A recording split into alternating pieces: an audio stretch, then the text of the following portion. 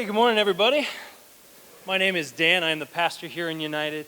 I'm going to kick things off by just talking about some movies and some other experiences, not really a ton, but has anyone here seen the movie 1917 that was just out recently? I actually haven't seen it. There's a few of you. This movie supposedly is making a pretty big kind of impact on the world. It was nominated for Best Picture in the Oscars. It actually won the Best Cinematography Award at the Oscars. So it's kind of become a big deal. And it's being said that this movie is basically what Private Ryan did for World War II and what Platoon did for Vietnam, this movie has done for World War I, of giving us this picture of just the atrocities that happen in the midst of warfare. The atrocities that happen in the middle of all of the ugliness that comes along with war. Well, when I was thinking about this message, one of the pictures that appeared in my head was actually one that was another story that came from World War I, and this happened during the Christmas of 1914. During the Christmas season, for Christmas Eve and Christmas Day, both sides of the fighting had a temporary ceasefire. In fact, this was not a official ceasefire. This was not something that the leadership came down and said, hey, no fighting over Christmas. The soldiers themselves actually decided to have a ceasefire, and they crossed into enemy territory, and they began to interact with each other, both sides. In fact, they had joint burial ceremonies for their dead. They sang Christmas carols together. And in fact, as this iconic picture shows, and it's not there for some reason, cool. Anyway, I had a really cool picture of them playing soccer together during World War II, so I'm glad it made it into the cut. That's my fault because I'm the one that put it in, so it's not there. Don't blame our tech people. They do a great job. You can tell I was the tech director, right? Anyway, it's just this amazing picture of these guys willing to set down their fighting and probably some amazing animosity because these people are killing your friends, they're killing your allies, putting aside that stuff and deciding to come together and, in all senses of the word, love each other through their actions. These enemies came together and were able to love each other, even if it was just for a short time. We're in this series Command C. Command C on an Apple computer is the copy command.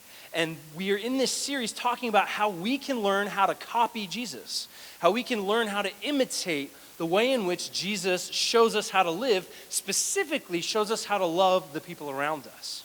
The first week of this series, we talked about the importance of loving one another as Jesus loves us. We talked about how we should deny ourselves daily, die to ourselves daily, and love others before ourselves.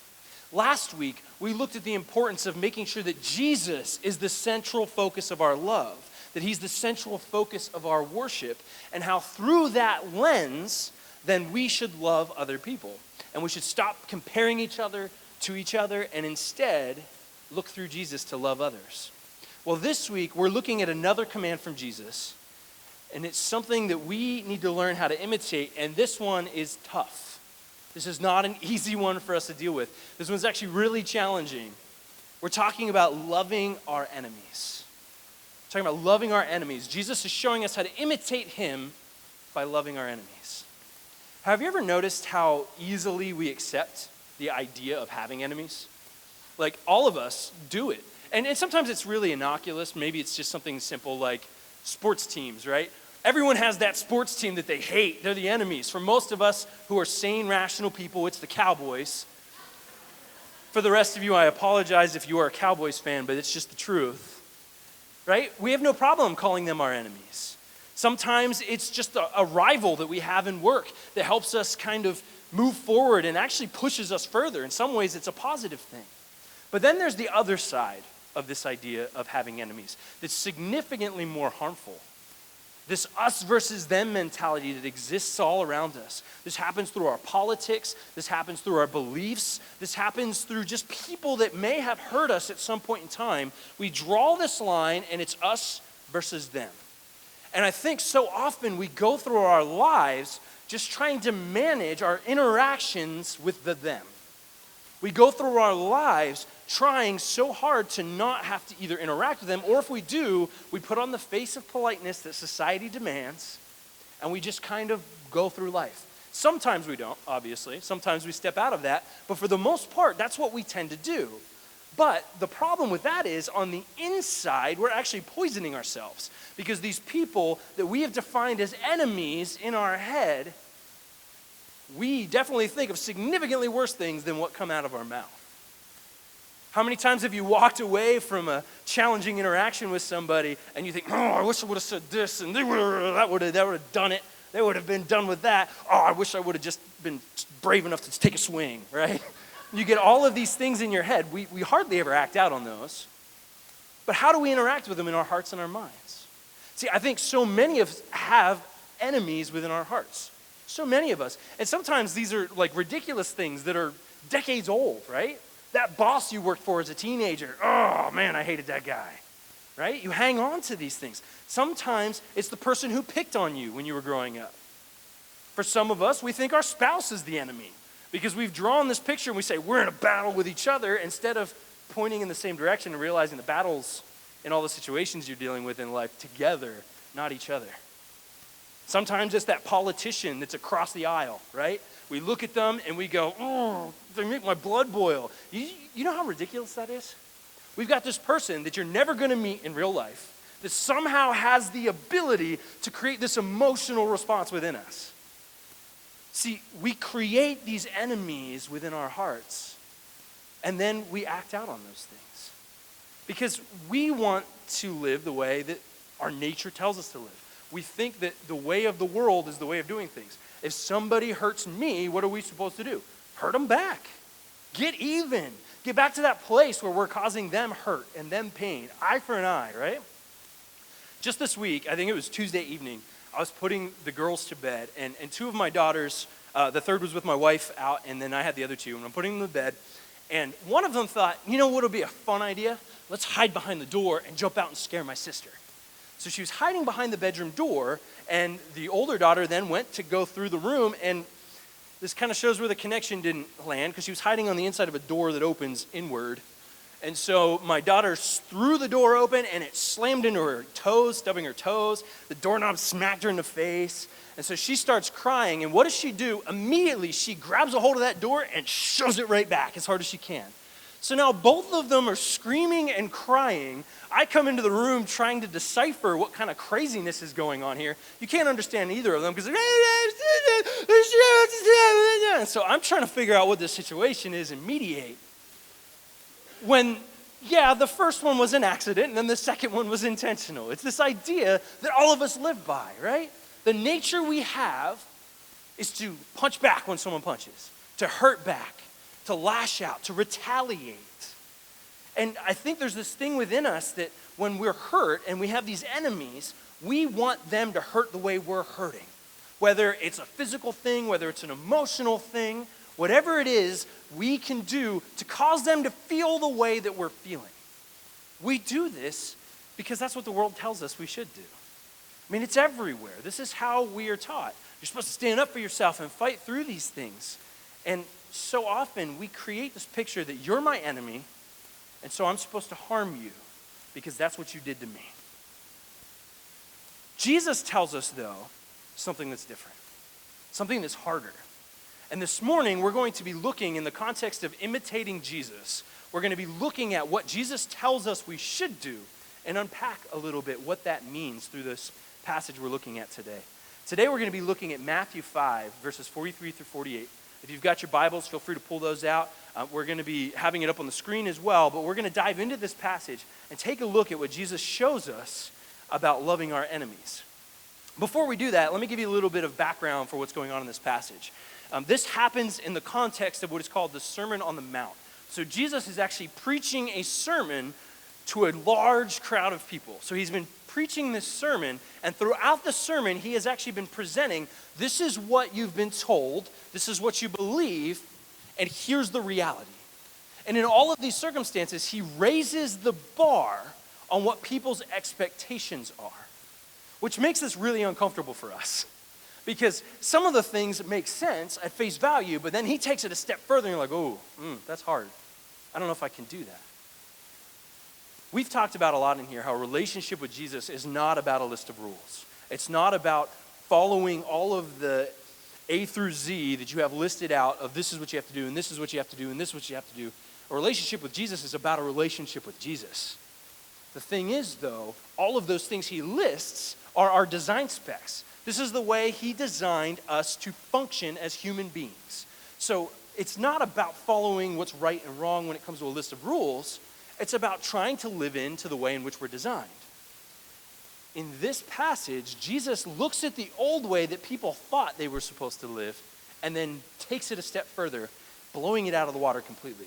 See, Jesus talks about things that raise the bar. He talks about things like murder, which people know is wrong. Murder is wrong. But then he goes a step further and says, it's not just about murder, it's the anger in your heart that led you to murder that's the issue. He talks about how adultery is wrong, which you've been told. Yes, don't sleep around, don't cheat on your wife. But that's not the issue. The issue is the lust in your heart. He goes on to talk about divorce and the seriousness of divorce, which in our society is tricky because in our society it's almost just a legal issue. It's not necessarily what God had said divorce would be. He talks about oaths and lying. He talks about retaliation. And in all of these things, he takes it a step deeper and shows people how they're designed to function. See, the reason why Jesus does all of this is to show us that we cannot do it on our own, that it's impossible. He raises this bar to this place to let us know that without his sacrifice on the cross, without a relationship with Jesus, we're not able to meet these standards on our own. It's his forgiveness that opens the door to allow us to be transformed so that we can live the way that we're designed to live. That brings us then to this focus for this morning. This brings us to this place where Jesus lays all of this out, and then he moves on to this issue that is so crucially important for us today. I mean, this is something that has seeped its way into so much of our society that we all feel it all the time. This idea of loving our enemies. In verse 43, Jesus says, "You have heard that it was said, you shall love your neighbor and hate your enemy. But I say to you, love your enemies and pray for those who persecute you, so that you may be sons of your Father who is in heaven. For he makes his sun rise on the evil and on the good, and he sends rain on the just and the unjust. For if you love those who love you, what reward do you have? Do not even the tax collectors do the same? And if you greet only your brothers, what more are you doing than others? Do not even the Gentiles do the same? You therefore must be perfect as your heavenly Father is perfect." Many of you are probably familiar with this. You've probably heard this before. I mean, it's a good sentiment, right? Love your enemies. This is something that from a mental standpoint, we can all look at and go, yeah, I get that. But often, we're living exactly how he laid out verse 43. You've heard that it was said, love your neighbor and hate your enemies. That's the way most of us live our lives in our day-to-day world. The world tells us that we should live this way. The people that we agree with, we love, and the people we disagree with are our enemies, and we hate them. That's the way we function, whether we want to admit it or not. It doesn't matter at this point, it seems, what we actually stand for. It matters that the other side loses. We've created this us versus them picture of the enemy in our heads, and that's the way we tend to function. And this thing goes across so many delineators through our society. I mean, it's broken down in so many ways. Sometimes it's politics, sometimes it's religion, sometimes it's race, sometimes it's socioeconomic status, sometimes it's just plain opinions. We break these things down and create this us versus them because we love the people who agree with us and we make enemies of everybody else. This context we live in with the us versus them creates a pretty massive fallout, though. There's all this division and animosity that happens because somebody has said, we're part of this group, or we're part of this group, or this is what we believe, and this is what we think. And we create this division of enemies. And Jesus then steps into this reality, and he gives us this command. But I say to you, love your enemies. Pray for those who persecute you, so that you may be sons of your Father who's in heaven. Love your enemies. That's what Jesus tells us to do.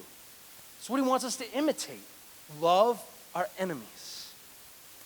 See, Jesus is saying something that's so against our nature that it's hard for us to really comprehend this. Like I said, we like the sentiment, but to actually live it out, it's against the way the world functions.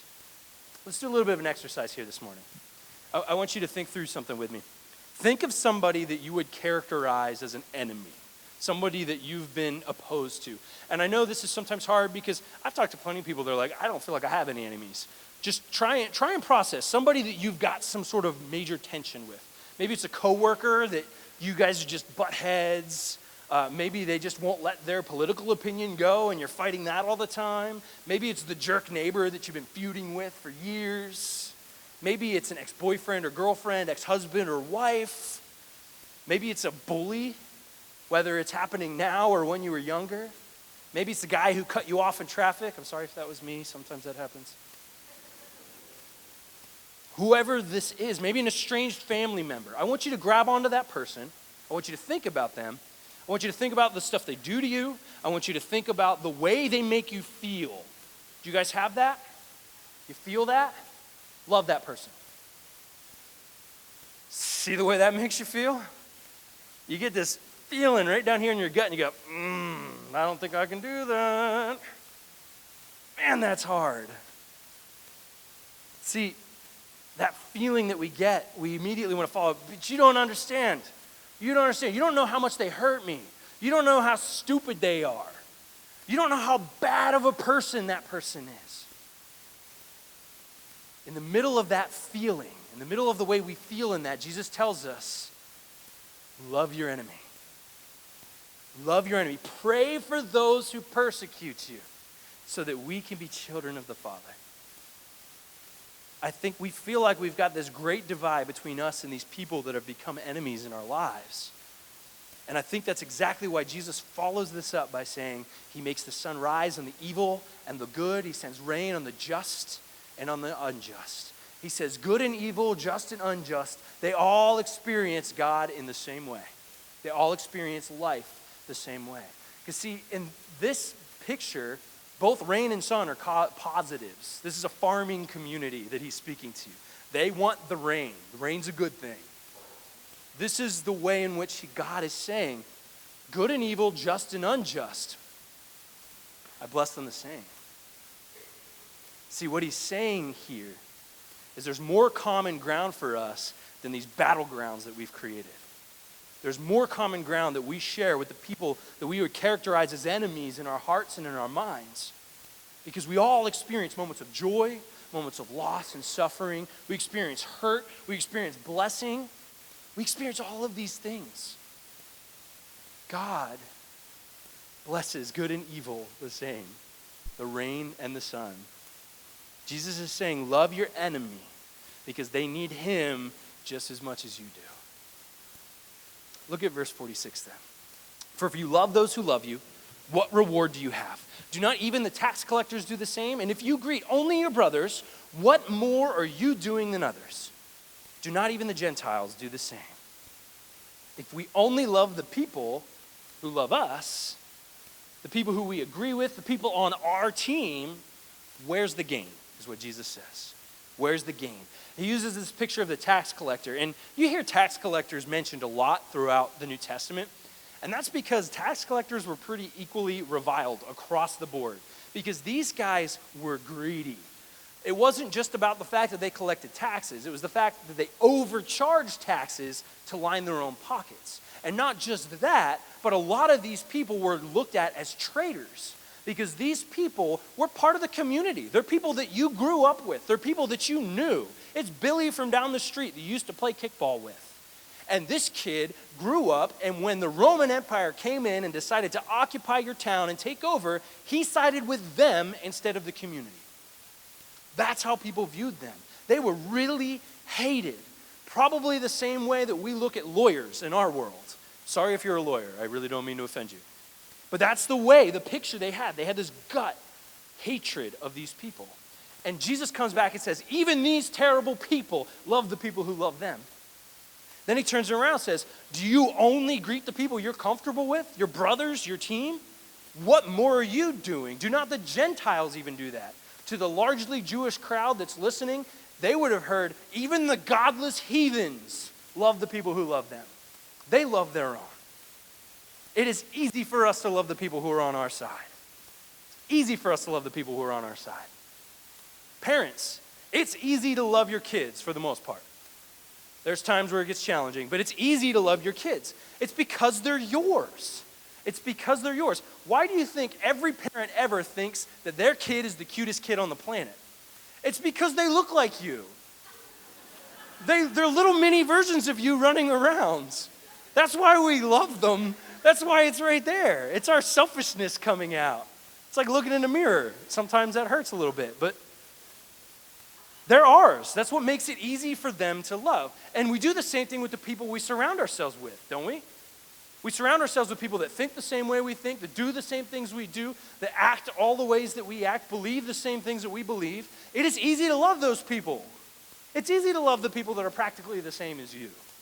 What Jesus is saying here is there's no reward for loving people that are easy to love. The reward comes when you love the people that are hard to love, the people that we characterize as enemies. See, Jesus is telling us all of this because of verse 48. You therefore must be perfect as your heavenly Father is perfect. So that's the answer. Be perfect. Easy, right? We don't do that. Be perfect. No, not at all. See, what Jesus is doing here, he's concluded this whole section of his sermon. He's talked about anger and lust and hatred, deception, retaliation, all of these things that do not characterize God. And he is saying that he does not lower that standard for us. This is the standard, and this is what you're called to. What he's saying by saying, be perfect as God is perfect, is you cannot meet that standard. Not without me. What Jesus is saying is it's only through his sacrifice on the cross, only his holiness and his righteousness flowing through us are we able to get anywhere near this standard. Jesus' sacrifice is what allows us to experience this. He's saying, do this so that you can look like God. Do this so you can imitate God. Do this so that you can imitate me. And you have to do that through me. Think of the importance of this. When we start talking about loving our enemies, we have to recognize this is 100% what he did for us. Because when Jesus went to the cross, we were his enemy.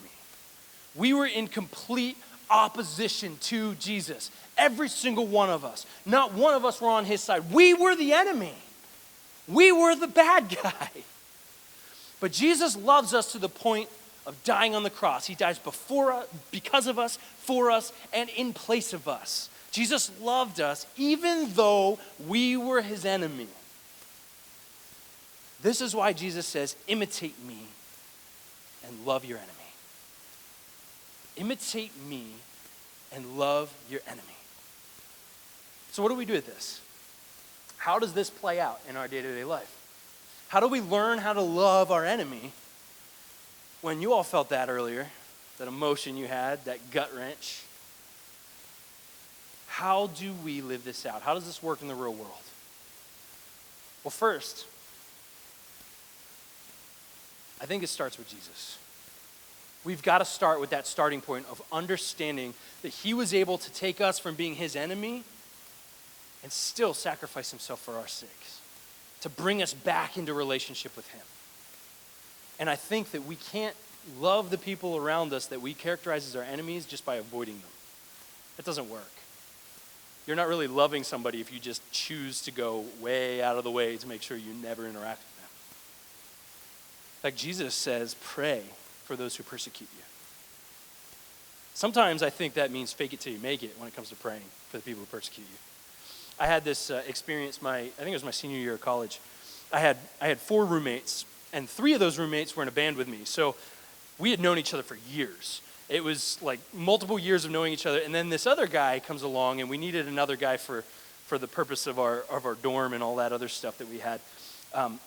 So he joined in with us, and we all got along really well except for me and this other guy. And it was confusing because we all had the same names. There was 2 Dans and 2 Marks and a Chris. So it made things complicated. But me and this one guy, we just did not see eye to eye for some reason. I'm not sure what it was.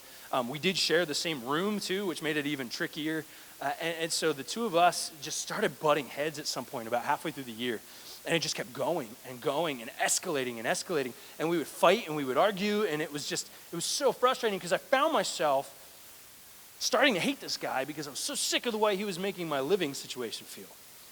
One day, I don't even remember what we were getting into. I probably said something stupid and set him off. But he decided he wanted to try and wrestle and attack me. He grew up with a bunch of brothers. I didn't. So his response was attack. Mine was attack with my mouth. And so he came at me, and I'm a lot larger than him, so I just kind of stepped aside and grabbed his arm. And when I did, his arm popped out of the socket. And he's like, oh, it's not a big deal. It happens all the time. I'm like, it shouldn't happen all the time. Why is your arm hanging out of the socket? I'm freaking out. And somewhere in the midst of this whole thing, God started speaking to me and saying, hey, you're being a jerk. Do you see what this has led to? Do you see this animosity that is growing? And I felt this impression coming from God for a while, and I put it off and put it off and put it off. And finally, I'm like, you know what? The Bible says pray for those who persecute you, so I'm going to try this. So I started praying for him. And I wasn't praying for him oh, can you please change him to make him what I need him to be so I don't hate him? I wasn't doing that. I was legitimately trying to pray for his good, and I didn't want to. I was faking it up front. I'll be honest. I was just going through the motions because it's what God was telling me to do. But here's the crazy thing that happened. As I prayed for him more and more, and in a daily way tried to bring his good before God, all of a sudden God started transforming my heart in such an amazing way. Where it wasn't an overnight thing, but eventually I felt all of that animosity and all that hatred and all that tension just kind of bleed away. And I was able then to reconcile with him and reach out and be like, man, I'm sorry, I've been a jerk. And the cool thing was then the last second half of the year, the two of us got along great. We didn't really hang out a ton outside of things, but we talked, we hung out. We didn't try and wrestle each other and pop arms out of sockets anymore. I mean, if that's the metric, that's a pretty ridiculous bar, but the two of us got to that place because God transformed my heart because I prayed for my enemy. I prayed for the person that I felt like was persecuting me. Learning to pray and rely on what Jesus has offered through his sacrifice on the cross is a huge step in being able to overcome this thing. The other thing we need to learn to do is stop so much of the us versus them nonsense. We have to stop drawing these dividing lines all the time and throwing people on the opposite side and making them our enemies over things. Remember, God makes the sun rise on the evil and the good alike, because it's not about teams. It's about the love of Jesus. I think so many times we like to use the excuse that, oh, well, they're not living the way they should be. And is it loving to let them keep living in sin? Is it loving for us to not point these things out in their lives? It's not loving. Don't get me wrong, it's not. But if somebody does not have a relationship with Jesus, they're not even playing on the same playing field. We have no common ground there. Jesus has to be the center of life transformation. And too often, what we end up doing is we come from this place thinking that we've got the high ground from our standard of value and our morality, when oftentimes we're just using that as a weapon to hate the people around us. We're not showing them the love of Jesus. We're beating them upside the head, hoping that they get it. See, they have to understand who Jesus is before any of that transformation will ever happen. When they begin to understand the sacrifice that Jesus made on the cross for them, then their life will start to be transformed through his power, because it's not going to be through ours. At that point in time, yeah, call things out. Help people grow. Be accountability partners with each other. But we have to start with the metric of who Jesus is and what he has done. Jesus wants us to imitate him. He wants us to love our enemies. What if we're able to love our enemies? Because when we get to that place, when we love our enemies, you know what we're actually doing? We are showing the world around us a small bit of who God is. We're showing the people that we interact with on a regular basis the goodness of who God is, the love that makes no sense by our standards. We're showing people the love that he has shown us on the cross when we love our enemies. See, we're creating this small crack in the illusion that the world has built up on how we all function, this us versus them fight. We're the glitch in the matrix that lets people see the love of Jesus and the power of God at work in our lives. Because when we love people who are obviously positioned as our enemies, it seems wrong to the world around us.